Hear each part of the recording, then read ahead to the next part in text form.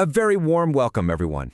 Today, we're diving into a really powerful and, honestly, dramatic scene from the Quran.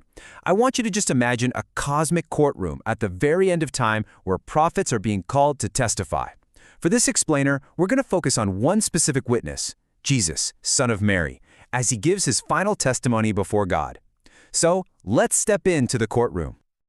Our journey through these verses is going to unfold in about 5 distinct acts. We'll kick things off by setting the scene on the day of gathering, then we'll look at the miracles of Jesus, explore a very specific test for his disciples, and then we'll witness his climactic testimony. And finally, we'll see the ultimate verdict on truth and sovereignty.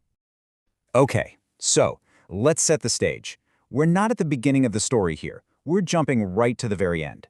This is the day of gathering, the moment when all of humanity is brought together for that final accounting. I mean, it's a pretty epic question, isn't it? The Quran opens this scene by focusing not on all the masses of people, but on their leaders, the messengers, who are actually called to give their account first. You have to notice the prophet's response here. They don't start listing off their successes or, their failures. Instead, they completely defer to God. This answer right here establishes a core theme for the whole scene. Ultimate, perfect knowledge belongs to God and God alone. They delivered the message, sure, but only God knows what was truly going on in people's hearts. All right, let's move into our next act. The scene now zooms in from all the messengers to one in particular, Jesus, son of Mary. God begins by reminding him of the special favors and the absolutely incredible signs he was given. This direct address, it just feels so incredibly personal. God is about to list the miracles that really defined Jesus' mission, and it's not a boast, it's a reminder of where they came from, their divine source. And here they are. We're talking about speaking with wisdom as an infant, breathing life into a bird made of clay, healing the sick, and even raising the dead. But did you notice the crucial repeated phrase here? By God's permission.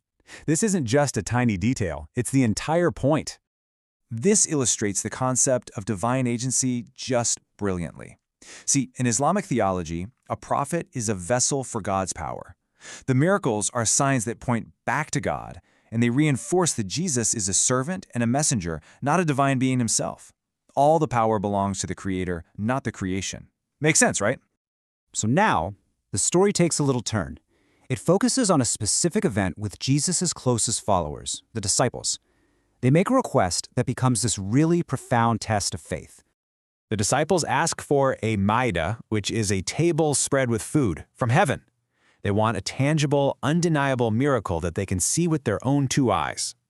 But look at why they're asking. It's not about hunger or greed. They literally say it's to reassure their hearts, to know with absolute certainty that Jesus is speaking the truth, and so they can become powerful witnesses for his message. It's a very, very human desire for certainty.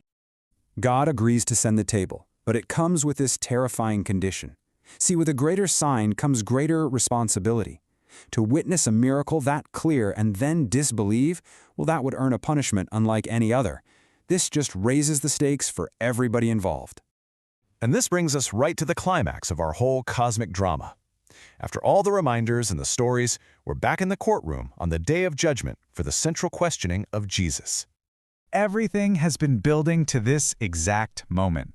God is about to pose the single most important question to Jesus about his mission and, the legacy he left behind. There it is, the question that cuts right to the heart of monotheism. Did you ever tell people to worship you and your mother alongside the one true God? Jesus' response is immediate. It's absolute.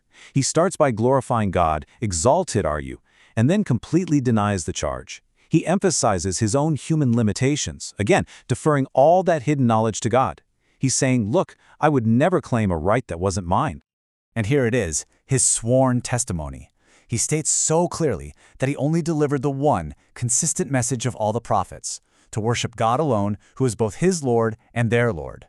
This is the absolute core of his defense. And finally, he concludes with an act of perfect submission. He doesn't try to intercede or demand anything for his followers. He simply places their fate right in God's hands, affirming that whatever God decides, whether it's punishment or forgiveness, it comes from perfect might and wisdom.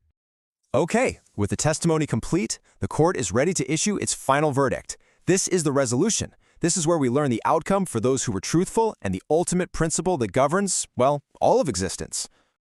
So, What's the verdict? We see two paths emerge. The truthful, those who are sincere in what they believed and what they did, they're rewarded for that very sincerity. Everyone else, well, they're subject to the perfectly just and wise judgment that Jesus himself just affirmed. And here is God's declaration. This is the day when truthfulness, sincerity is the only currency that counts. The reward is paradise, where God is pleased with them and they are pleased with him. And this is described as the great attainment. So, what are the big takeaways from this whole scene? We've seen that prophets are messengers, not deities, and their miracles are signs that point back to God's power. And with those clear signs comes way more moral responsibility. But the core message, it's always the same, pure monotheism. And behind all of it is one final truth. God's sovereignty is absolute. This final verse is like the ultimate seal on the entire passage, and really the whole chapter. It's a declaration of absolute divine sovereignty. After clarifying the role of prophets and the nature of worship, the text just ends by reminding us to whom all power and dominion truly belong. And that leaves us with a final thought to kind of chew on. If prophets are simply witnesses who deliver a message and then testify to our response, but the final judgment is with God alone, how does that shift our own sense of personal responsibility for our beliefs and our actions? It's a really powerful idea to reflect on. Thank you for joining me for this explainer.